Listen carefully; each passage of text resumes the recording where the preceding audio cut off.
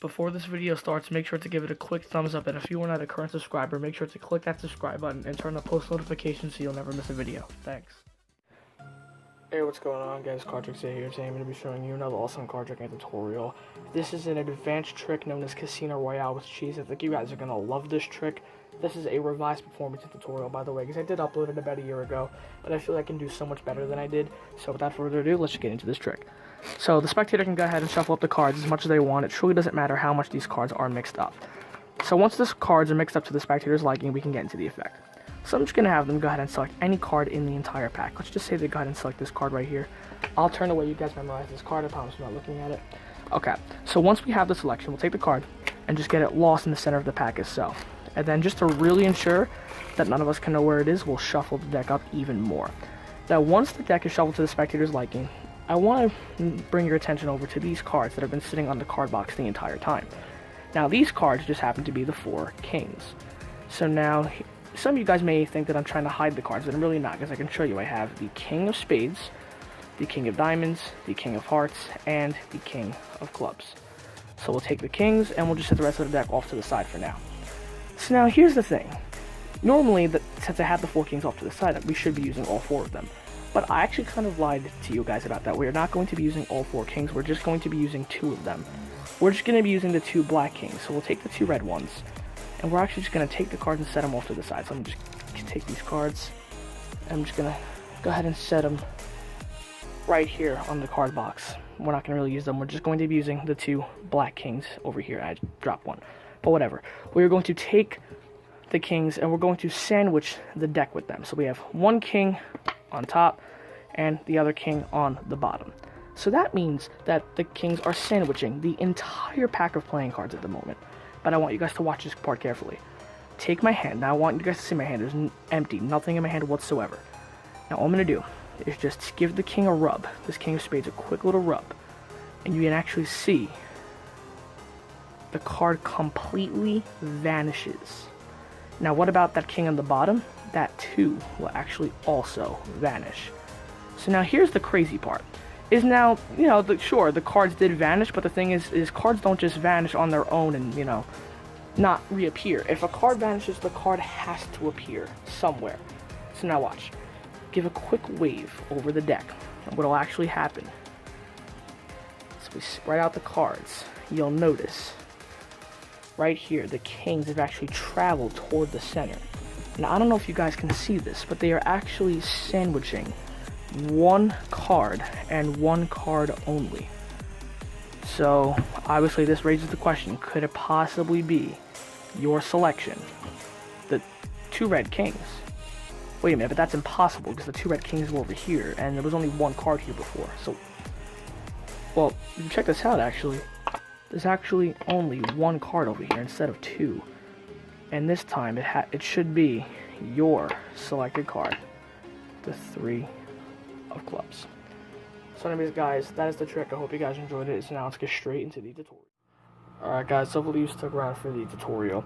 So I want you guys to really understand how powerful this trick is. This effect will blow minds, I promise you that. So I'm not going to waste my time talking to you guys here. I'm just going to dive right into how you can do this trick for yourself. So basically, here's what you're going to need. You're basically just going to be needing a regular pack of playing cards, and then once you have your deck, you're going to remove the 4 kings. So the king setup is, pretty straightforward. You're just taking the 2 red kings and putting them in the middle of the 2 black kings, just like this. And it doesn't matter which black king goes where and which red king goes where, as long as the 2 red kings are in the middle of the 2 black kings, you're good to go. So just take these kings and set them on top of the card box, and then you're ready to go.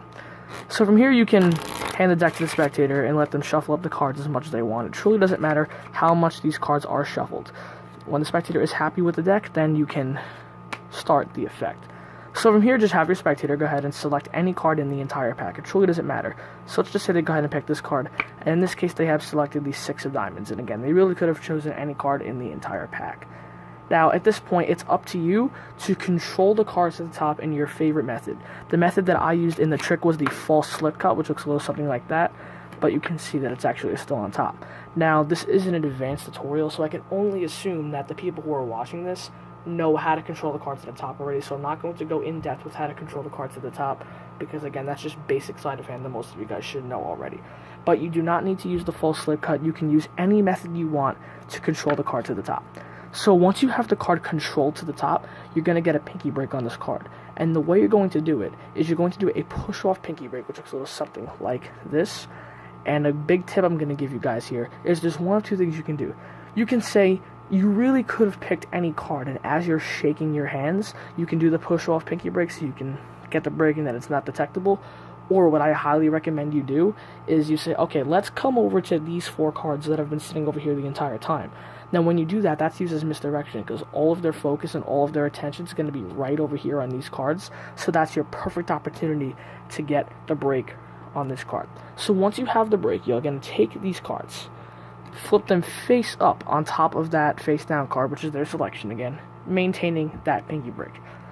So from here, you're going to lift up these cards, but you need to get a thumb break between the 4 kings and their selection. So the way you do it is you just lift up the cards, just like this, lift up the 4 kings, stick your ring finger in there, and then just get your thumb. So when you lift up all the cards, you should have the 4 kings with their selection face down being held by a thumb break. So from here, this is one of the trickiest parts of the effect. Is obviously it just looks like you're counting off the 4 kings, but you're doing it in a very specific way, and this requires a lot of practice because you want to make this look as fluid and natural as possible. So this is what it looks like. You're going to stick your pinky here because when you peel off this first king, you're going to maintain a pinky break. So I peel off the first king saying I have the king of spades, and I have a pinky break all set. Then when you come over to peel the next king off, you're actually going to drop that card from the thumb break right on top of it as you peel off the next card.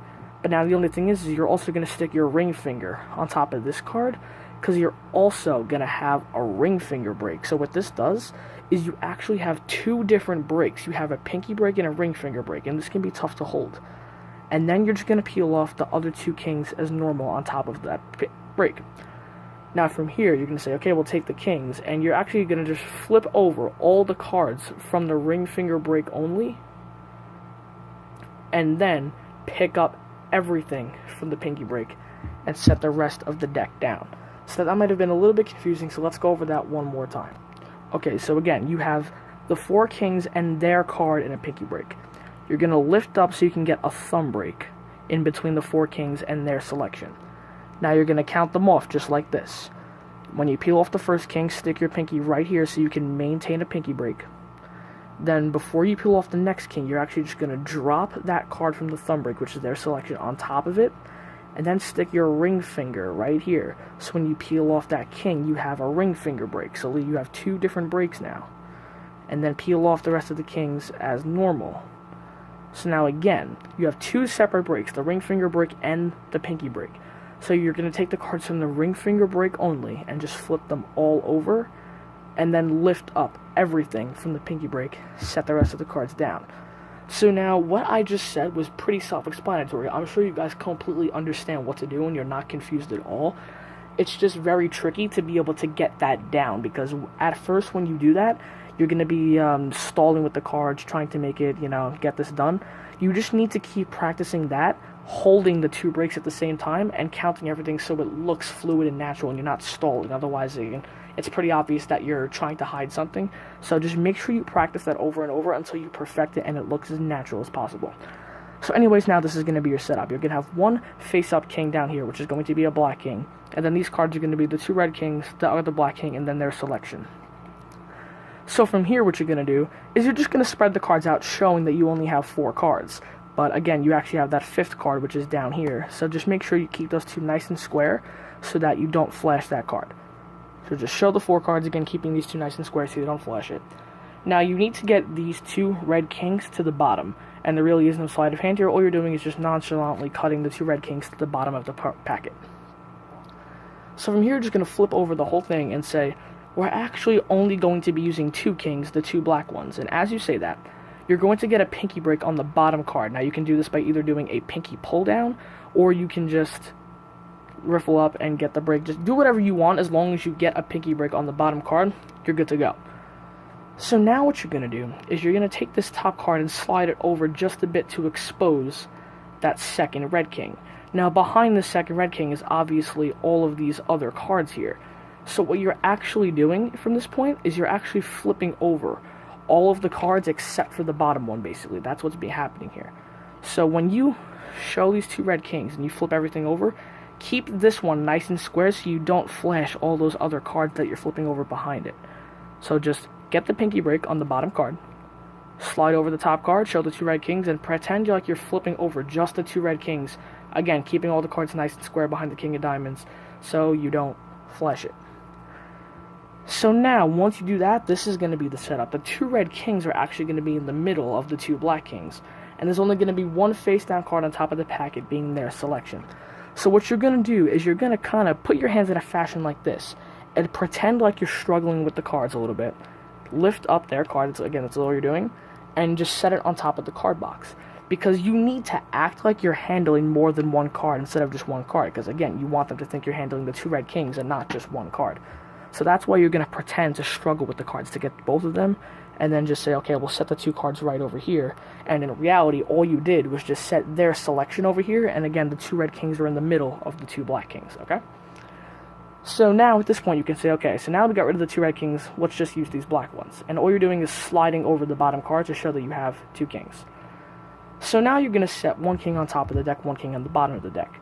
Now, the king that's just the single king is going to go on the bottom, and the king with the 2 red kings behind it is the one that is going to go on top of the pack. So from here, feel free to show the kings again, and then show the king again.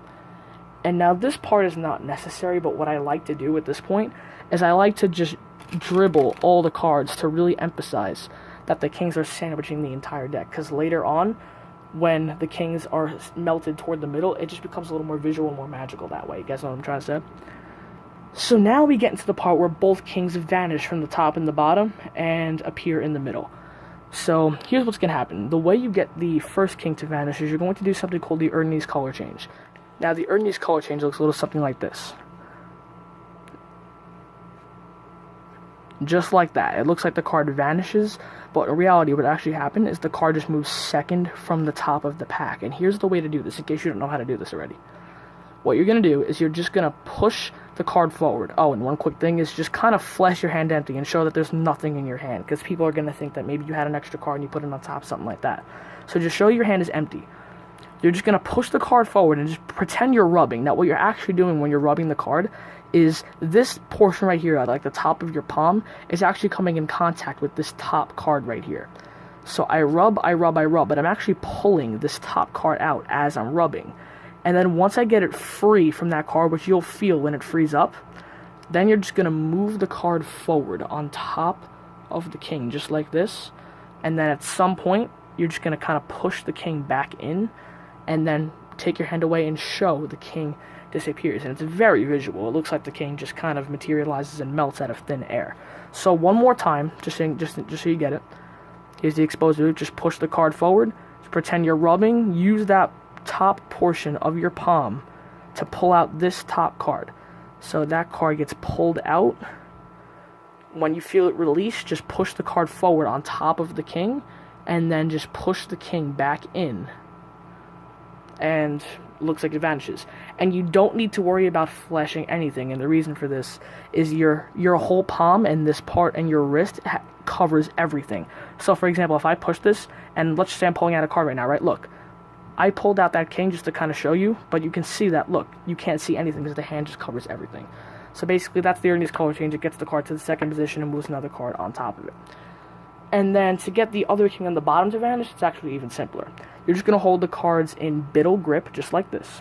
And then you're going to come over to the bottom, and you're just going to slide the king off to the side. And since your hand is over here, it's covering that, and the spectator will not be able to see it. And then all you're going to do is come over and just pull out the bottom card and say, okay, look, the face-up king has vanished. So that's pretty self-explanatory. I don't think it needs to really go over that much. So now this part, I would say, is the other challenging part of the trick. It's not too difficult, but it could be a bit challenging depending on the size of your hands and your skill level. You're going to do something called a Herrmann Pass. Now, a Herrmann Pass it looks like this. Let me give you an exposed view. Well, you know what? Before I give you an exposed view, let me explain what a pass is. A pass is when you secretly cut the cards, basically, without the spectator knowing. That's basically what a pass is, in the best way I can explain it. So the way you do this is you lift up about half the deck. And by the way, the purpose of doing this is to get those kings to the center. You're going to take your index finger, just curl it under just a little bit. Curl it under the packet, just like this. Then your 3 fingers and your index finger are just going to kind of flip the packet over, and then you're going to maneuver it to the side of the pack, just like this. Now let me bring my hand away so you can see what I'm talking about. And then just kind of fold it over the top. So now that looks a little bit confusing, but let me show you what I'm talking about. So you kind of come under, you turn the packet just like this with your fingers. You're flipping it over. You bring it to the side. Let me remove the cover of my hand here. I bring it up to the side, and then I just fold it over. And basically all I just did was secretly cut the cards. That's basically what I did. And basically when your hand is here like this, it covers that packet being flipped over. So look, it looks like this. I'm already starting the process, and you can't even see the packet because my hand is just covering everything. Does that make sense? And then, yeah, I just kind of fold my hand over, and, yeah, sure, there's some movement there, but no one's going to be able to tell that you secretly just cut the cards. So now, being that this could be a tough sleight, if you really want to, you can just quickly give the cards a cut.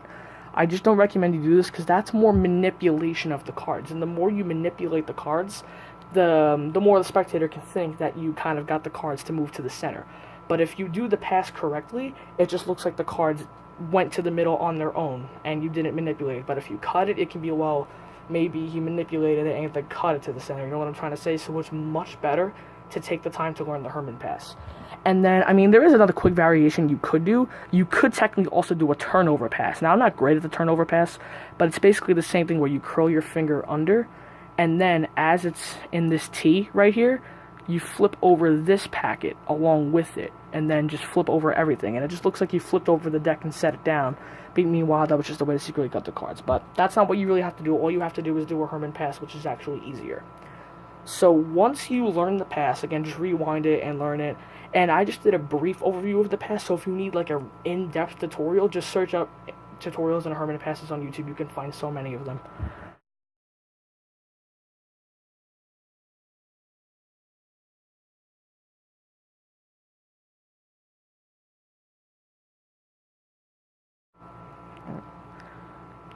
And then we just spread the cards, and then you can show that the kings have melted to the middle, showing there's only one card in between them. Take all the cards above it and just set them off to the side. You don't need them. And then what you're going to do is when you show there's only one card in between, you're also going to push off another card, because what's in between the 2 black kings is the first red king, and then the other red king is actually next to the entire arrangement. So what's going to happen is you're just going to kind of spread the cards to show, and then you're going to stick your pinky after the fourth card. You're just going to go ahead and square everything up on that pinky, just like that. You get that pinky break. Lift everything up, set the whole pack to the side, so now you actually have 4 cards. They think you have 3. From here, just show the 3 cards and say there's only one card in between, and that card is, and the way to show the 2 red kings is you take this back king and you peel it out this way, just like this, and in slow motion it looks like this. 2 red kings. Okay? And then in full speed it'll look something like this. And the card that you selected, or what's in between the 2 red kings, and wait a minute, that's impossible. So that's pretty self-explanatory there. And from there, you're going to get an insane reaction because they remember the 2 red kings being over here. And then when they see there's only one card over there, and then they can check it out for themselves, it is their selection, the 6 of diamonds. So anyways, guys, that is the trick. I hope you guys enjoyed this. Let me know what you guys think about this in the comment section below. When it comes to Magic, follow your dreams. I will see you guys in the next one. Cardtrix 8 signing off. Peace out.